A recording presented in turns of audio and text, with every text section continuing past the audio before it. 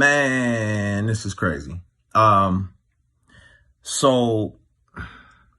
I got a buddy, Rasan, and Rasan is in prison. And, he's got a life sentence. And I remember him telling me, a few years in that he was depressed and he was frustrated and he just felt like, man, this is it. And then one day he just realized that he couldn't change his situation, but he could be changed in the midst of his situation. And that resonates with me right now, is that we're in a situation that we can't change, but we can be changed in the midst of it. That God is up to something and he can do some resetting of our parameters, that we have more time with our family than we had before, that we have more time to sit and reflect and think about the things in our lives that need adjusting. And that's not to downplay the difficulty of it, right? Like, Rasan was in prison. We're not in prison, but we're affected. I think about the single mom who has an hourly job and she's concerned about her hours being cut because they're, closing establishments. I think about parents who, can't afford childcare, but the schools are shut down and they got to work still. I think about, people experiencing homelessness and they don't have hot water and places to go sanitize up and get clean and be safe. And so those are some of the things that I think are crazy circumstances. And yet I believe that the circumstances do not dictate our ultimate reality. And that is that God is good, and that all he does is good, and that he's for us in the midst of this. And so, I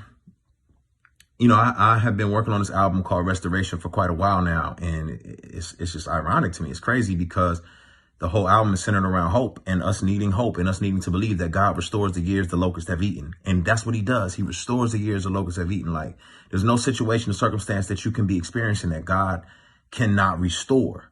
And so there's job losses, there's financial setbacks going on. God can restore all of that. He can restore all of the stuff that we're experiencing. I've seen him take people who on their third divorce and flip everything all around. I've seen him take people with life sentences and flip everything all around. So he is a restorer. And so we can trust him. And all that to say, like I said, I've been working on the album for a long time, and I was going to put out music this Friday, right? I was going to put out new music. And then I thought that seems really self-serving in this time, and it just doesn't feel right. And then I was challenged to just say, you know what? Nah, actually, this is a good time to put this music out because it's hope-filled. And I think that's what people are grasping for. They need to be reminded that, man, we're in good hands. And so I decided, all right, let's do it. I'd already shot a video for it, and I think if everything works out well, the video comes out this Friday as well. But the song is called Set Me Free. And Set Me Free is just about us being free from the shackles that bind us. It's us not allowing our circumstances and the powers that be hold us down. So, even the video is like a metaphor, of like powers that be, whether they're principalities or darkness that are just saying, no, you must be a slave to the way things are right now. You must be a slave to panic. You must be a slave to fear. And you can say, no, I don't. I'm free from all of those things. I'm free from fear. I'm free from panic. I'm free from anxiety. I'm free from those things. Even though they affect me, even though these things are affecting me, I'm ultimately free. And so, I'm not my circumstances. And anyway, I just thought, man, why not, man? It's an opportunity to give some people hope. So hopefully it's helpful for y'all and hopefully it benefits y'all. Much love.